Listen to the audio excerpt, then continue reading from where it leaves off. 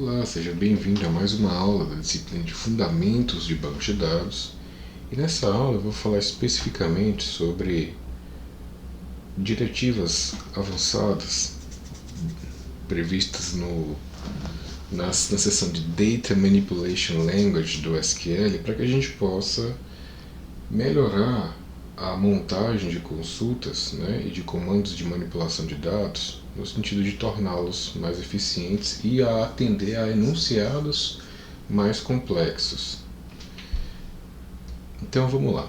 A primeira diretiva que se deve conhecer, é o IN. Tá? Qual que é o efeito semântico desse operador ou diretiva? Verifica se o valor de campo existe no conjunto retornado pela subconsulta.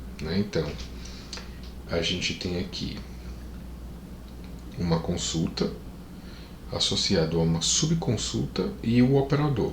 Então, esse operador aqui ele vai comparar todas as ocorrências de um valor para esse campo, que espera-se que seja do mesmo domínio desse campo aqui, tá certo? E quando a gente fala domínio, tá, não é apenas o valor, é o domínio, é o sentido no contexto da aplicação. Por exemplo, CPF, você vai comparar CPF, você poderia comparar CPF com CPF. O que você não poderia comparar, por exemplo, seria CPF e ID, Porque apesar de que pode ser que o CPF esteja previsto como inteiro no banco, mas o CPF e ID muito provavelmente são de domínios diferentes, apesar do tipo, ser o mesmo, tá? Então, é basicamente isso. E aqui a gente coloca a subconsulta, Eu já falei sobre isso em aulas anteriores. E a subconsulta serve justamente para a gente conseguir montar um subconjunto dinâmico dentro de uma consulta de mais alta ordem. E os elementos que ficam nessa consulta superior, digamos assim, se a gente for pensar aqui numa árvore hierárquica de consultas, os elementos postos nessa consulta de mais alta ordem, os elementos podem ser acessados, podem ser referenciados nas subconsultas. Então, eis aqui um exemplo. Consulte os códigos dos projetos que possuem Silva como empregado ou como gerente do departamento do projeto. Então, aqui é feita uma consulta que iria apenas esse select e esse from aqui iria retornar o código de todos os projetos, cadastrado na relação projeto ou tabela projeto, e que a gente tem uma cláusula where para filtrar justamente no sentido de que só será retornados os projetos, através desse where aqui, que tiverem uma ocorrência ou nessa subconsulta ou nessa subconsulta aqui. E o que elas nos dizem, qual que é o efeito semântico, das subconsultas que estão postas aqui, é justamente verificar os projetos em que Silva está alocado ou que Silva é o gerente, tá?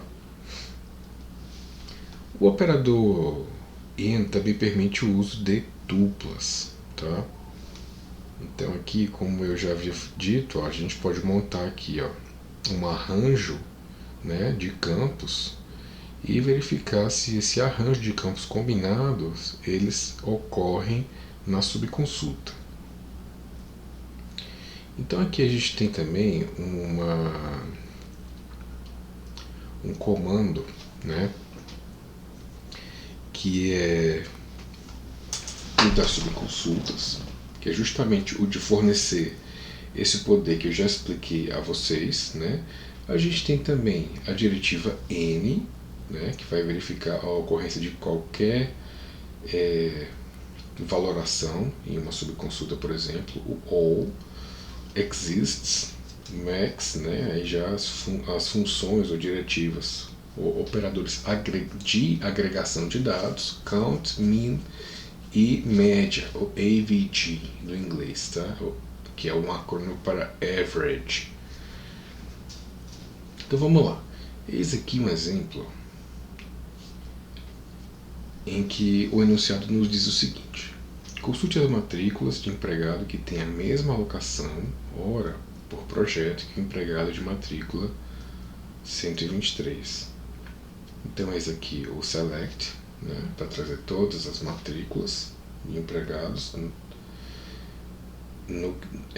dispostos na relação à alocação, E aqui, ó, a gente teria o where para satisfazer o enunciado.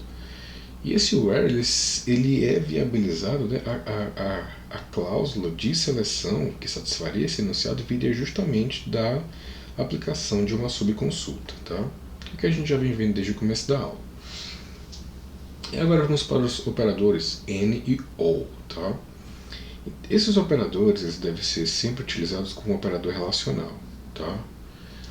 Destes operadores, né, isso expostos aqui, tá? Maior, maior igual, menor, menor igual ou diferente. O N retorna true se for verdadeiro para algum valor do conjunto, tá? O que? Igual a N é equivalente a in, tá? E o O retorna true se for verdadeiro para todos os valores do conjunto. Esse aqui é um exemplo. Consulte os nomes dos empregados cujo salário é maior que o salário de todos os empregados do departamento 5. Então aqui a gente teria exatamente isso. O nome de todos os empregados, cujo o salário é maior do que o de todos as tuplas dessa subconsulta aqui, ó, tá? E o N, né? O N aqui bastaria uma ocorrência ser superior e daí ele retornaria os salários previstos nesse conjunto aqui que são superiores a pelo menos a um dos salários previstos aqui, tá? Aí a gente tem ainda os comandos exists e not exists, né? Eles são usados para verificar se o resultado da consulta é vazio, retornando true ou false. É usado gerencialmente com consulta alinhada correlacionada, né? Então aqui, ó, esse aqui é um exemplo sintático. Ó. A gente tem aqui uma relação T1, o atributo C1 de T1, tal que ele vai pesquisar as ocorrências, né, em que existem nesse conjunto e nesse subconjunto aqui, ó, associando C1 a C2 de T2. Exemplo prático. Consultar os nomes de gerentes de departamentos que possuem pelo menos um dependente. Então é justamente isso que está sendo posto aqui, ó. A gente tem os nomes dos empregados, né, cujas tuplas desse conjunto aqui, né, tendo como referência esse atributo, elas ocorrem tanto nesse subconjunto quanto nesse subconjunto aqui, ó, tá certo? E daí cada um desses subconjuntos visa satisfazer justamente o enunciado, que é verificar a ocorrência de dependentes, tá? Então primeiro aqui ele caça quem é gerente e depois ele verifica quem tem dependente. E depois ele cruza gerentes e seus respectivos dependentes, certo? Então é basicamente isso. Então daria para escrever a mesma consulta sem consulta alinhada, né? A consulta exposta aqui, ó, tá? Ficaria da seguinte forma, tá? Então isso daqui é uma forma de você pensar. Muitas vezes a gente se encontra em situações em que a verbosidade da consulta, ou seja, o tanto de palavras que a gente tem que escrever para conseguir operacionalizar uma consulta que satisfaça um enunciado, né, ela pesa.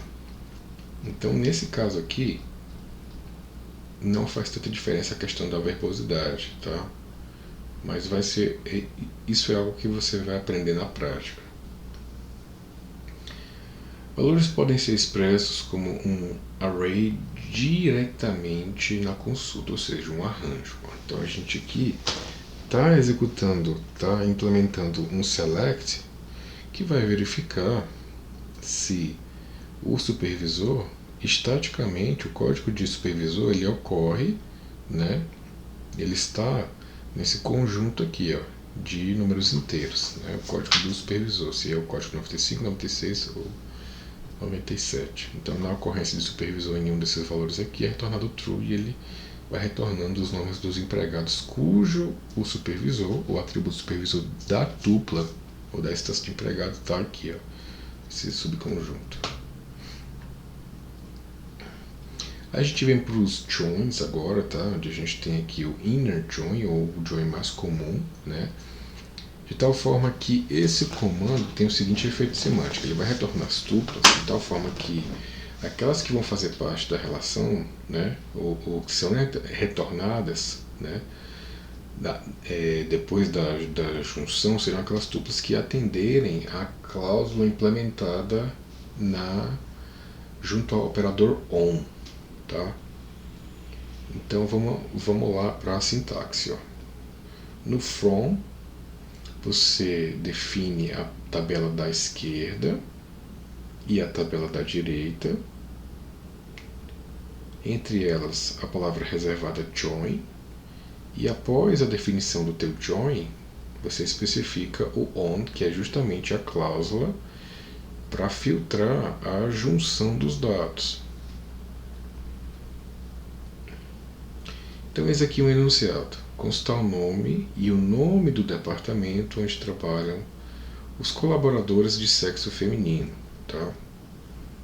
Então, esse aqui ó, um exemplo de join, tá? Onde a gente tem aqui o select, né, que é o nome dos colaboradores ou empregados, nome dos respectivos departamentos e aqui a junção entre empregado e departamento, e daí ele filtra de tal forma que estará associado corretamente as duplas de empregados com o seu respectivo departamento, e daqui um filtro para essa junção de tal forma que será retornando apenas os colaboradores ou as colaboradoras, né, sexo feminino. A gente tem ainda o natural join, né, que pode ser utilizado quando os nomes dos atributos da função de junção são iguais nas duas tabelas. Então, consultar os nomes dos dependentes, dos empregados que trabalham no projeto 16.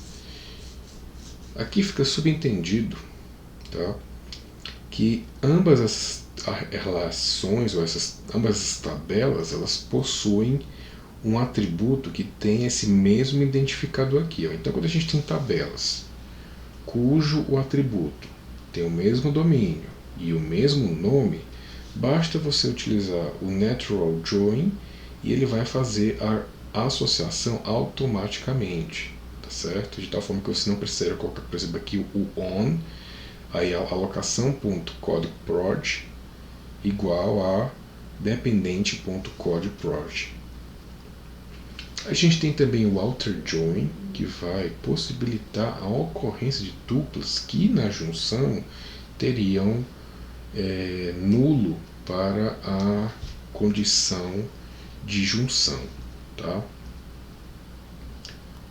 Então, só voltar aqui rapidinho. A gente tem a opção de definir left, right e full. Tá? Left ele vai permitir que tuplas, né, na junção para a cláusula de condição de junção, ele vai admitir duplas com ocorrência de valores nulos apenas na segunda tabela, ou seja, na tabela da direita. Right, ocorrência de nulo na tabela o left, isso na tabela da direita, left, right na tabela da esquerda e full em qualquer uma das tabelas, tá? Engraçado que fica invertida a ordem. Mas enfim, aqui nesse exemplo, né, ele vai retornar todos os nomes de empregados e de seus respectivos supervisores, de tal forma que quando a gente emprega aqui o left, ele vai inclusive retornar empregados que não tenham um supervisor associado. E se fosse o right, se a gente colocasse right aqui, ele iria retornar, por exemplo, empregados que tivessem apenas o nome do supervisor e não do empregado, tá? Na descrição desse vídeo eu vou deixar um link para um artigo para elucidar esse left aqui, que pode, através da minha explicação e do exemplo que está posto aqui no slide, pode estar parecendo um pouquinho complicado de entender, tá? Mas certamente, se você estudar pelo link que eu vou deixar aqui na descrição, você vai entender melhor qual que é o efeito semântico do left, right e full outer join, tá? E como a gente está trabalhando com PostgreSQL, né, é um link voltado para o PostgreSQL, beleza? Eu vou passar aqui. Bem, a gente, como eu falei lá no começo dela, a gente tem as funções de agregação, né? E essas funções elas podem ser utilizadas tanto na cláusula select e podem ser associadas a uma diretiva de filtro having, tá? Então as funções agregadoras mais populares são count, sum, max, min e avg ou average, tá? Então vamos lá, consulta a soma dos salários do departamento de pesquisa, o salário mais alto, o mais baixo e a média dos salários do departamento. Então tá aí, eis aqui uma consulta que vai nos retornar justamente isso. A gente faz ali um join entre empregados e departamentos para que a gente consiga filtrar os empregados do departamento de pesquisa, né? E aí a gente utiliza essas funções de agregação, que é justamente para fazer o cálculo do salário máximo disposto no arranjo de tuplas da consulta, o valor da soma de todos os salários, o menor salário e a média desses salários. E é uma média simples, tá? Não é uma média ponderada. Se precisar desenvolver uma função que tenha... se você precisar, por exemplo, de uma média ponderada no banco, diretamente no banco, né, você precisa desenvolver uma função personalizada de média utilizando o Procedural Language SQL, no caso dessa disciplina, do PostgreSQL. Isso é um assunto para a nossa próxima aula. Beleza, eis aqui um outro exemplo. Constar a quantidade de funcionários da empresa. Tá? Então é bem simples. O count, ele faz justamente a contagem.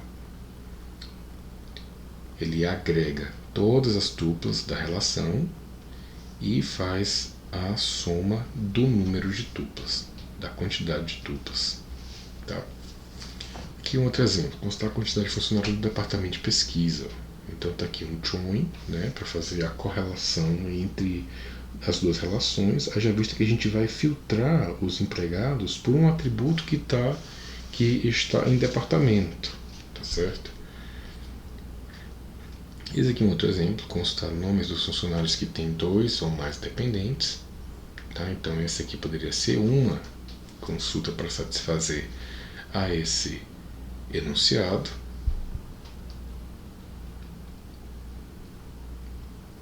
E aqui um outro enunciado, recupera o número de salários distintos existente no banco de dados. Tá?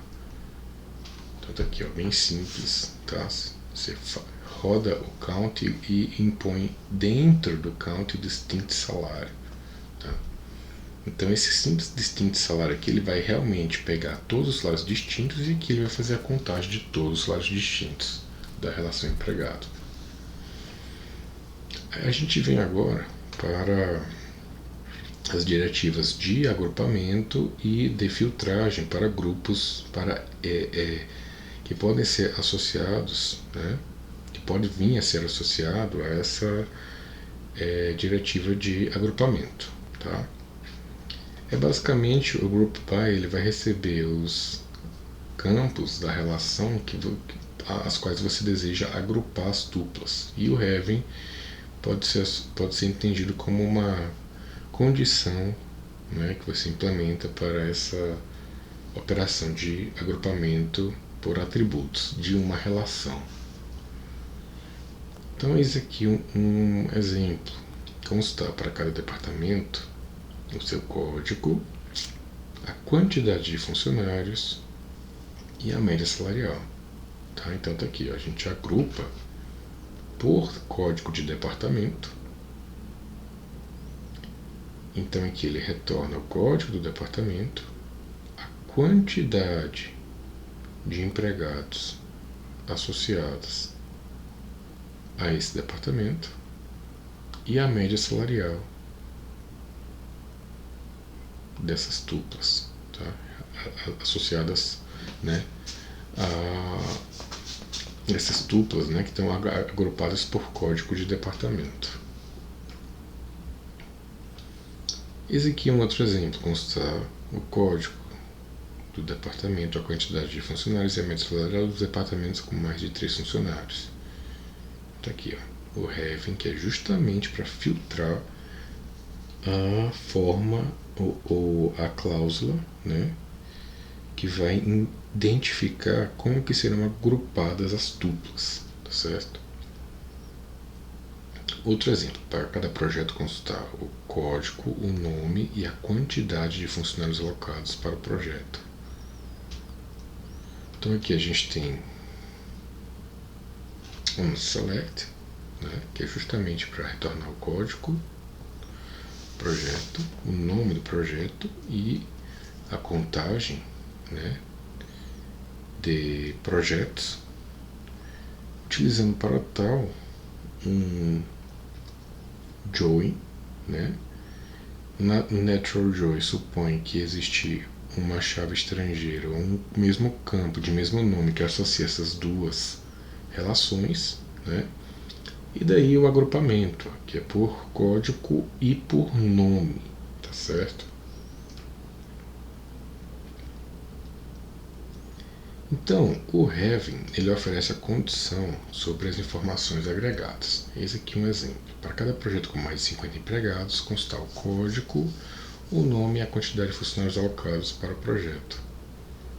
Então tá aqui, ó, o having ele vai estar fazendo justamente, né, essa filtragem que está posta aqui no enunciado. Outro exemplo, para cada projeto recupere o número e o nome do projeto e o número de empregados do departamento 5 que trabalham no projeto. Então, mais uma vez aqui a gente vê, ó, né, uma outra forma, né, volta naquela questão lá da verbosidade, uma outra forma de implementar uma consulta, tá?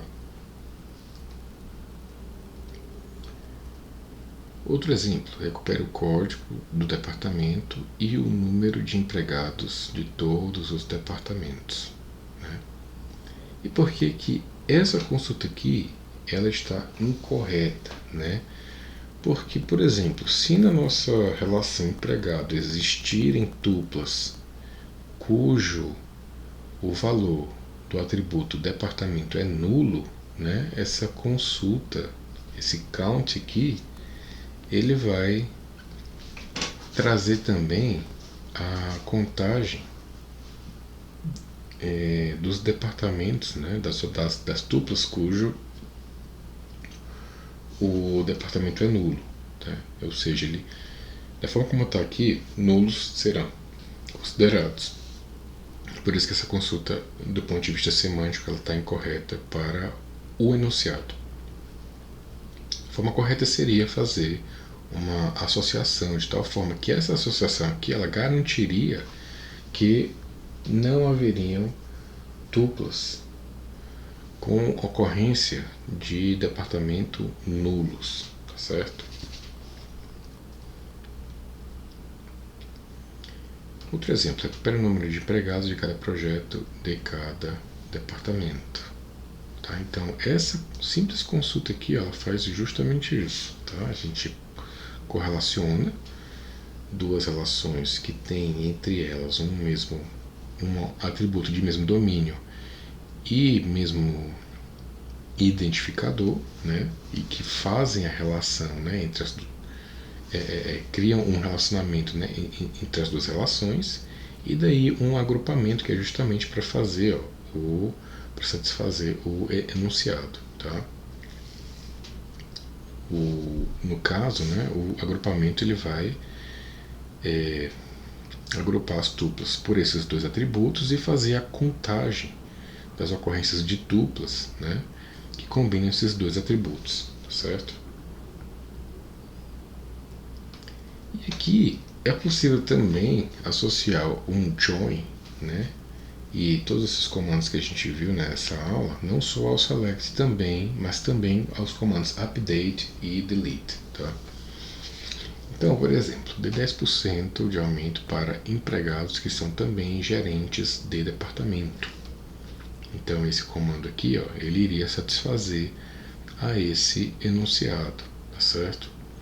Porque o importante é retornar as tuplas, né, que filtrem conforme o enunciado, tá certo? E a esses comandos aqui, né, de tanto update quanto delete, a gente também pode associar aí subconsultas, tá? Então eis aqui um exemplo, onde a gente teria um update, né, em empregado, de tal forma que nós iríamos alterar a valoração do atributo salário nas tuplas, né, para esse novo valor aqui, que seria o acréscimo de 10%,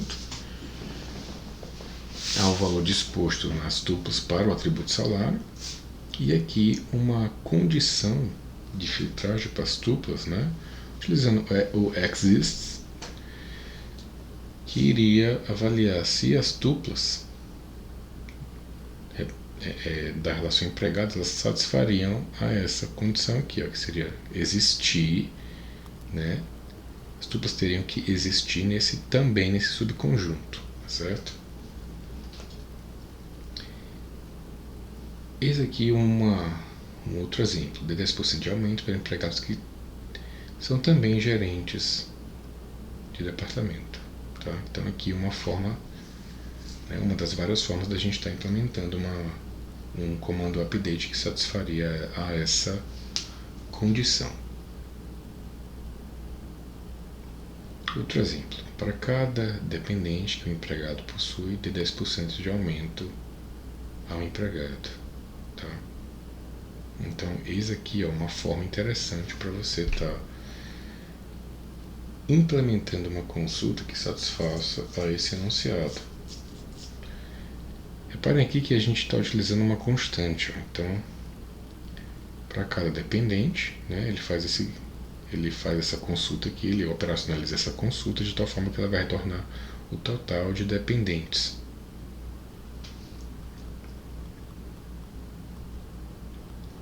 Remova empregados que são também gerentes de departamento. Então aqui a gente está utilizando o delete, tá? E daí a gente no from a gente está fazendo um join. E dessa forma a gente seleciona as tuplas que vão satisfazer a esse enunciado, tá?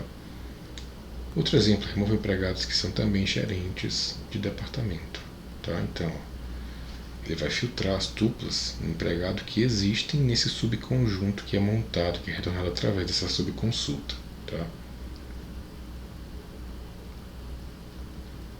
Outro exemplo. E é basicamente isso, tá, turma? Esses são os comandos avançados mais populares do SQL.